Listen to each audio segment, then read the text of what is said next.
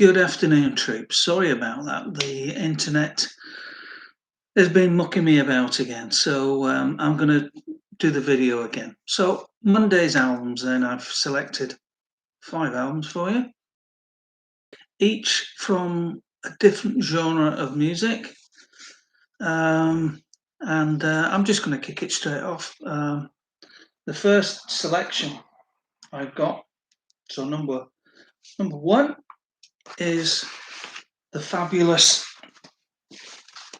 Olafur Arnalds, and this album is called For Now I Am Winter. For those people that are not aware of Olafur is an Icelandic composer from a classical background, really.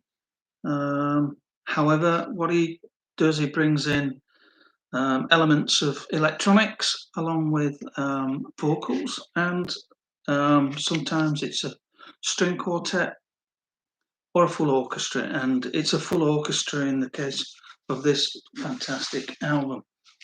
Olafur has done a number of projects, and actually whilst he was making this album, he was at the same time as he was making the soundtrack for the Broadchurch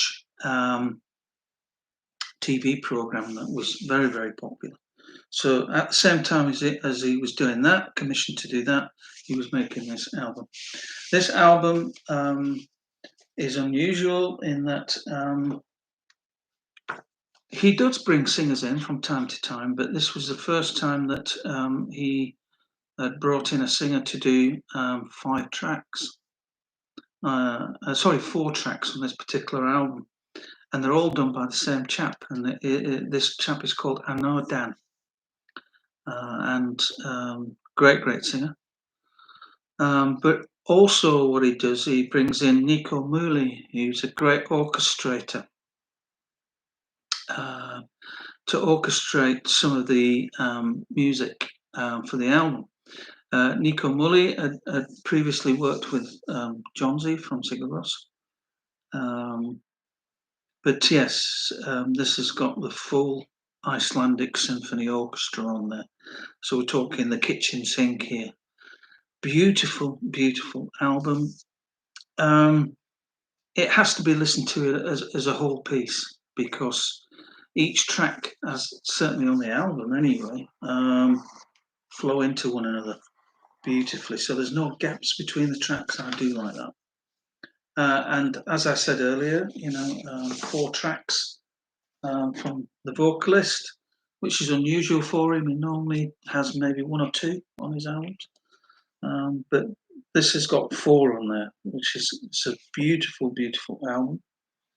I love this inner sleeve there,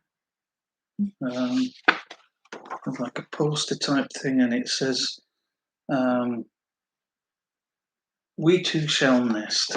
Beautiful poster there, and then at the back it just tells you who's involved in the album. Really, really great album. This is classical in its the way that the material's been put together, but with an electronic sort of genre to the music at the same time. Very easy on the ear. This album maybe distanced a few of his fans because they didn't expect him to make an album with so many song-based material on it. But for this he did, and this is a really, really nice album. So I'm looking forward to playing this. So let me just show you the cover again, and it is Olafur Arnalds, For Now I Am Winter. Number 2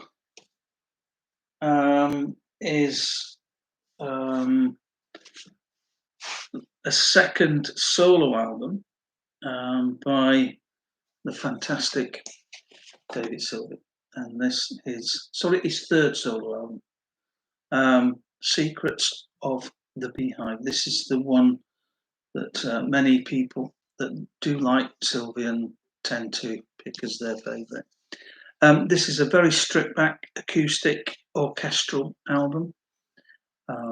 Sylvian, I think, had been listening to Scott Walker at the time, along with Talk Talk.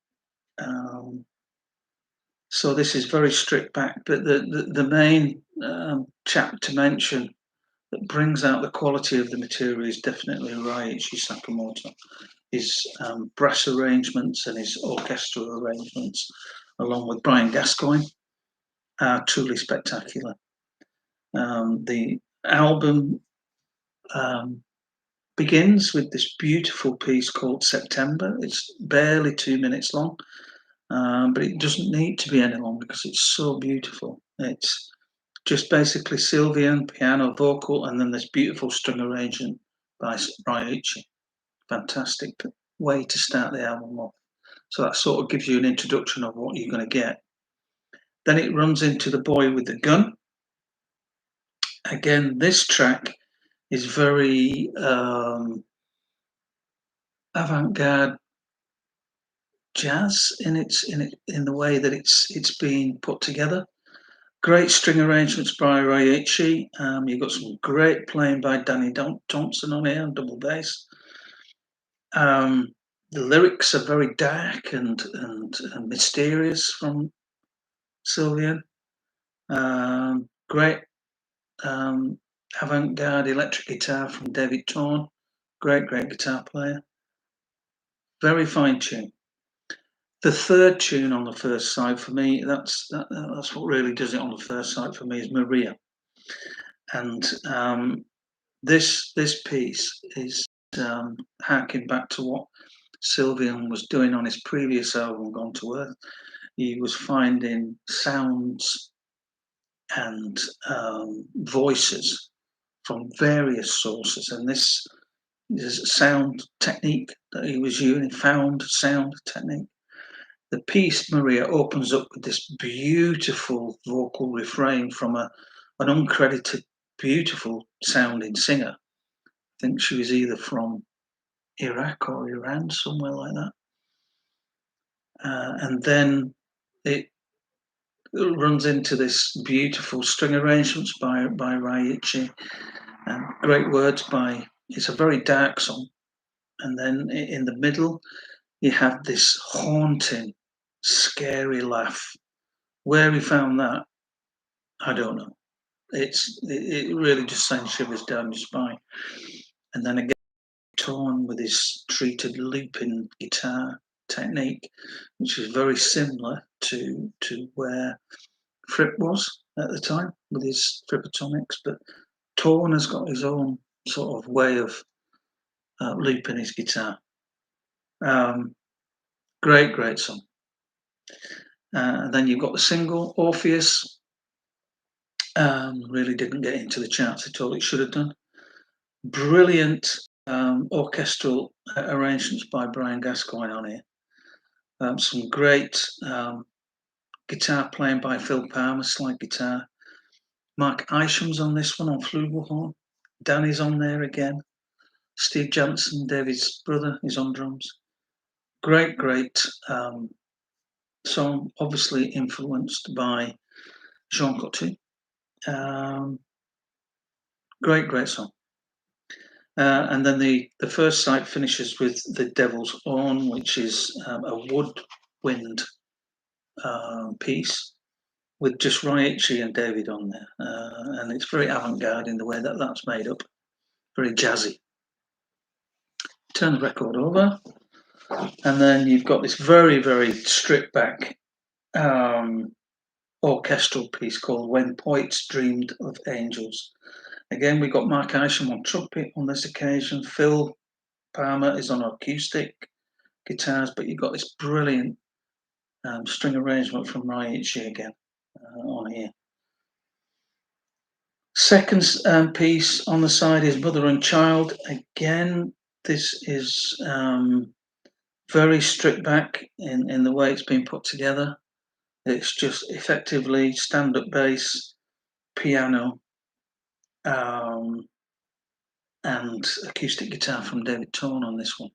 Very stripped back, avant-garde piece. I do like the piece, but it's probably my least favourite on here. It's great, still great. The two songs that finish the album are true highlights. The first one is Let the Happiness In.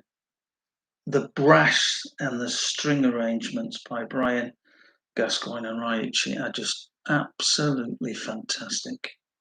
It was a single, didn't get anywhere. It's not. It really wasn't. It's not single material, but there we are. You've got this fantastic trumpet flugelhorn from Mark Isham on here, wonderful. And then you've got this layered percussion from Steve Jansen on there as well. Wonderful, wonderful song. Very emotional. The way it's been put together, it's just a fantastic vocal performance from Sylvian. In many ways, people think that it's one of his greatest vocal performances. Well, I'm not going to be too far away from agreeing with that, actually. Then, well, if you want a vocal performance, then it's the next track for me. Waterfront finishes the album off, and it's just Raichi and David, and Raichi's string arrangement, but Sylvian on vocals is just so emotional. It is just fabulous. You know, the whole package. This is Nigel Grayson and Russell Mills from 20. Wonderful, wonderful cover. There's Sylvian, how he looked in 1987, very withdrawn. And then you've got this beautiful inner sort of booklet type thing, very stripped back using nature. And that's the thing at the back. This is a great album. It really, really is. This was the last of the trilogy of albums before he worked with Holger Chukai. And then, of course, the Raintree Crow thing came about, but he was on a run here. Great, great album.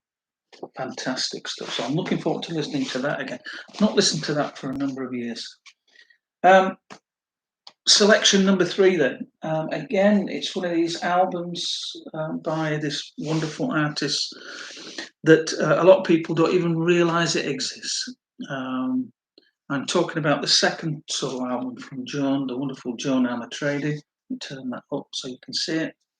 Called Back to the Night. There's her signature. She signed it for me. Not a lot of people realise that she made 2 albums before the Joan Armatrading album with Love and Affection on it. Fantastic that it is. But she did make 2 solo albums before that. The first solo was on Fly Cube Records, and that album was a very stripped back acoustic affair, but she brought in she didn't bring in, but the record company brought in Gus Dudgeon, who had just finished working with many Fly artists along with Elton John. So there was a few musicians that were working with Elton as his backing band at the time were on that album. However, the songs were more sort of acoustically based. This now, that was in 72, I might add. This is 1974, this album came out. And by that time, she'd been signed up to A&M. You can see that there. And she stayed with A&M, as many people probably are aware, for a number of years, a good 12 years, I think it was, something like that. But these particular songs are more band orientated. So there's only 2 acoustic tracks on here. Beautiful that they are as well. So you've got No Love for Free, which opens up the album, which is a very controversial song at the time in 1974, because we're talking about prostitutes making the money out of selling their bodies on the street. And the other acoustic track was, or is, I should say, Get in Touch with Jesus. It's another lovely track. The rest of the pieces, though, are all band orientated.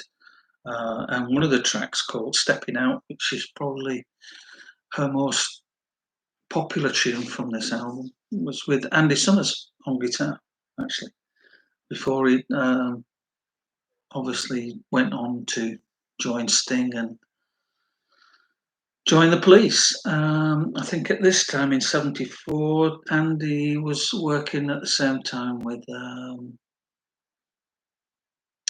what's his name? I forget his name. But he was working with, oh God, no, he's gone. He's gone. But it will come to me. And yeah, it does some great guitar playing on here. There's a couple of songs that along with Stepping Out, Joan played for a number of years. And in fact, one of them she's still playing now, and that's Cool Blue Stole My Heart. Great song with some lovely orchestral arrangements on that track. Come When You Need Me, she played that a lot as well. Great track. Travel So Far, that was popular, definitely for quite a few years as part of a live set. But the big one in a live set was Stepping Out. She did a live album in 1980, 79, 80 on that tour, and basically on here, as I said, it's a band arrangement where on future live tours it was her and a guitar. It's brilliant, really great track. Dryland is another fantastic track. Body to Dust, wonderful. The title track is a lovely track as well. I haven't played this. As I said in the introduction to this gets forgotten. It's a great album.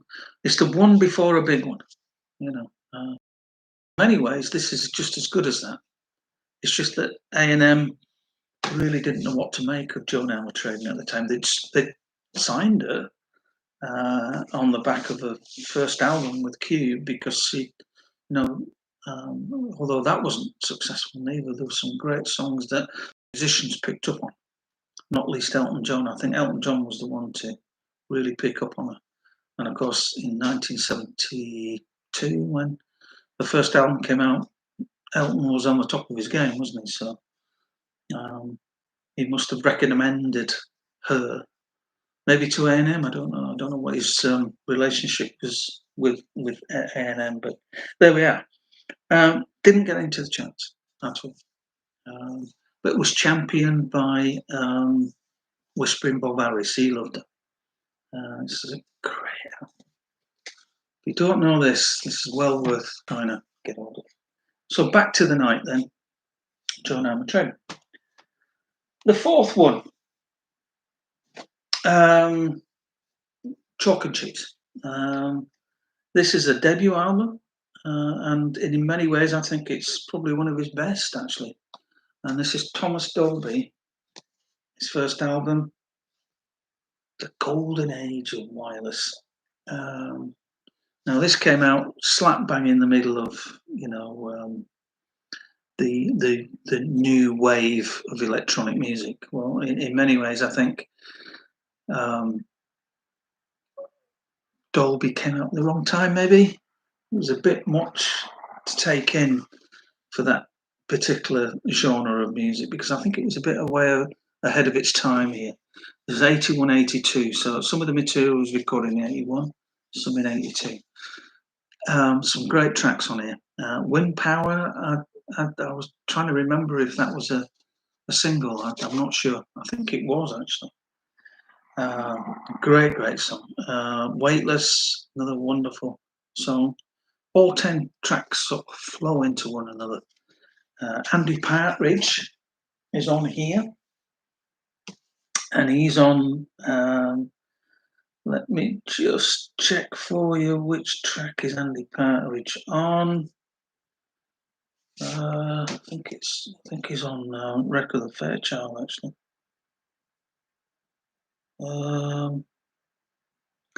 Andy, where are you?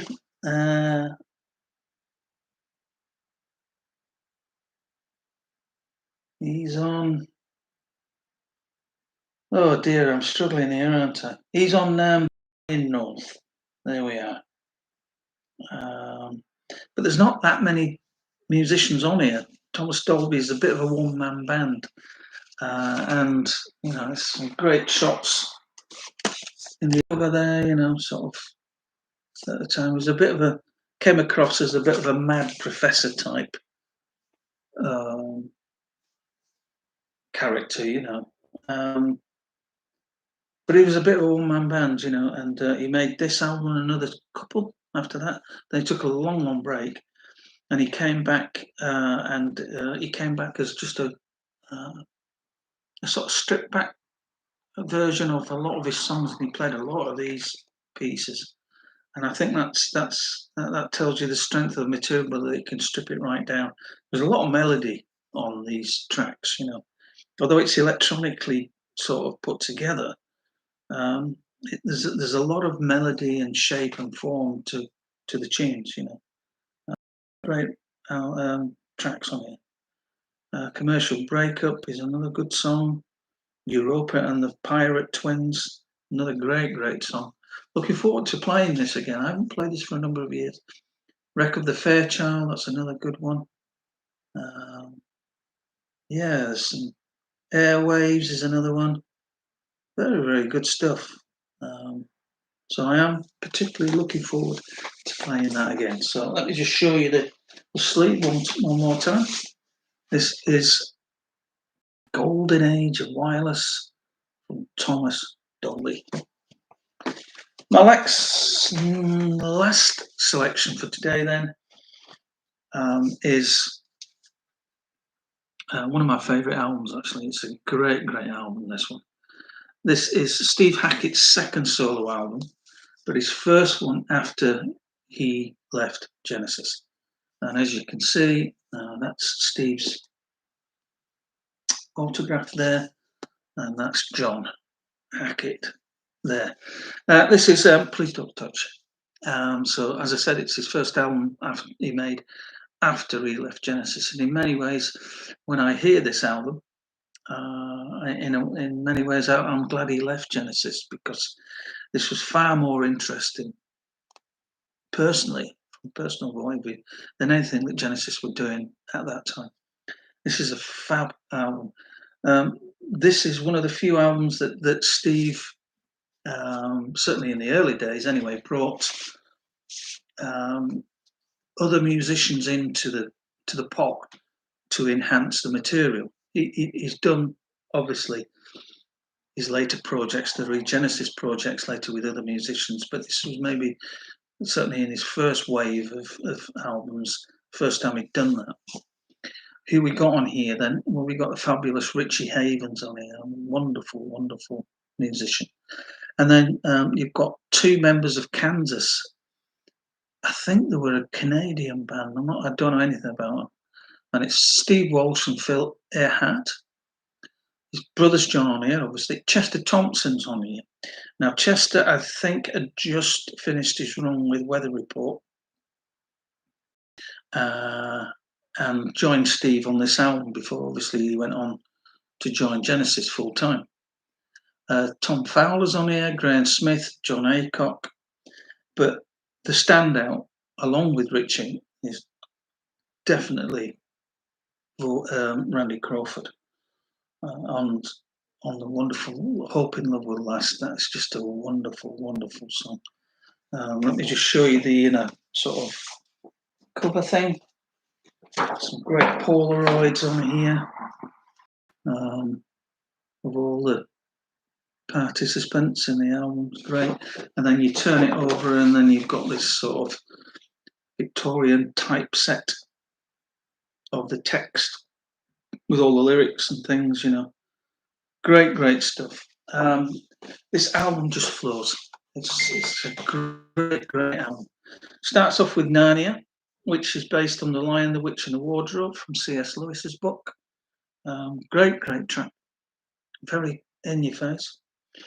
And then the second track is Carrying Out the Vicarage, which is a musical tribute to Agatha Christie, which is great. I really, really like that one. Racing in A is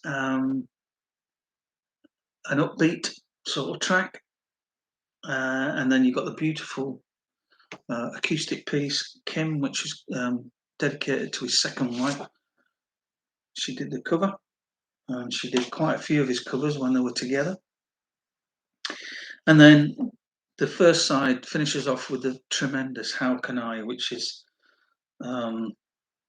Richie Havens' brilliant vocals on there. Turn the record over. And it starts with the one that I've just mentioned, Hoping Love Will Last, which is Randy Crawford's just fantastic. This record, or this particular tune, was the first one that she'd done in a studio before she went to work with the Crusaders. Wonderful song. After this track finishes, then Hoping Love Will Last, the rest of the album, the other 4 pieces on the album, just flow into one another. So there's one piece of music really. Land of a Thousand Autumns, which is fabulous, and then you've got Please Don't Touch. Then it merges into The Voice of Nikam, and then Icarus Ascending, which has got Richie Havens on there again. Beautiful track. I do like the description underneath the title track there.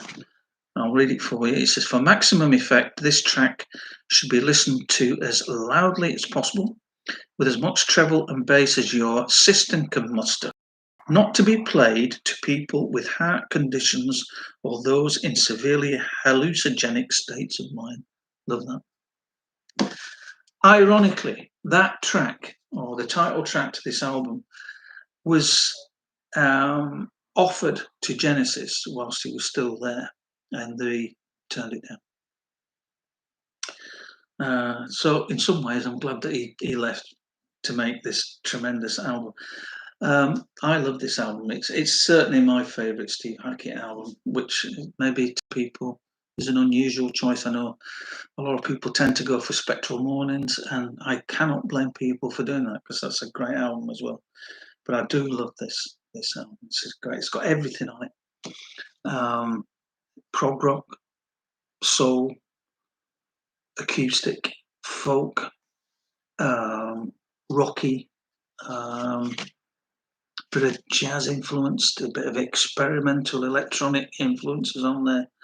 It's got, and it just brings out the talent of Steve Hackett, which, to my mind, Genesis lost out on.